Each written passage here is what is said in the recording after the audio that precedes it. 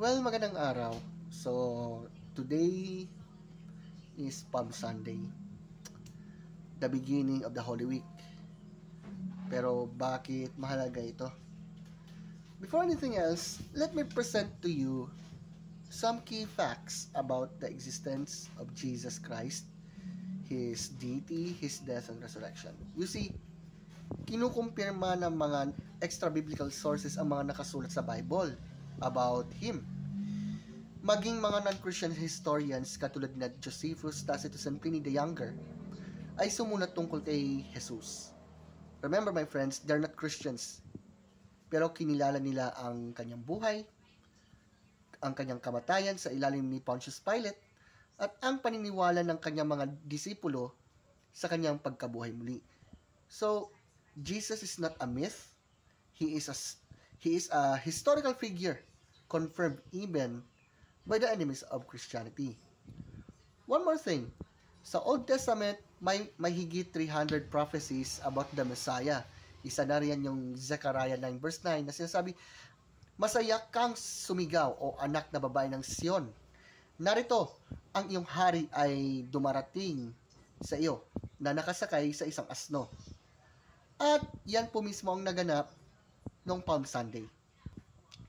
Ang Panginoong Jesus ay pumasok sa Jerusalem na sakay ng donkey, tinanggap bilang hari, ngunit sa ibang paraan.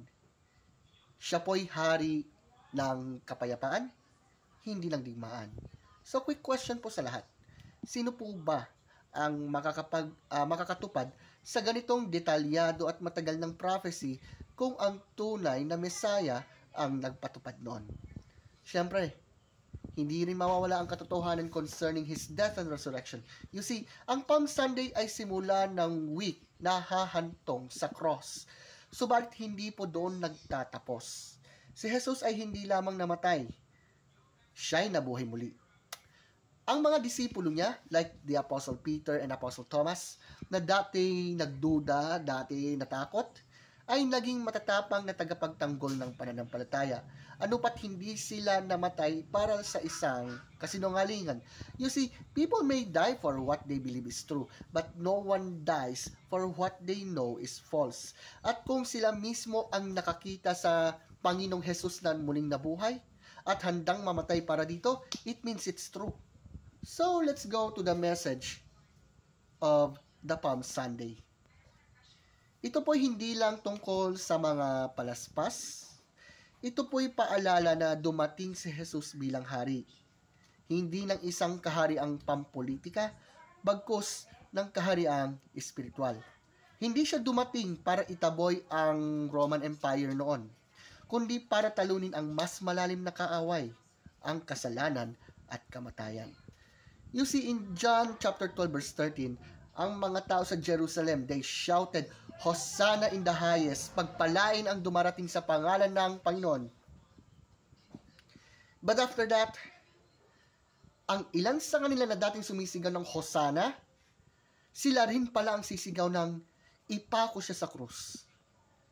Tanong ko lang po sa lahat, sino ba si Jesus para sa iyo? Hari ba siya sa iyong buhay o isa lamang siyang great moral teacher?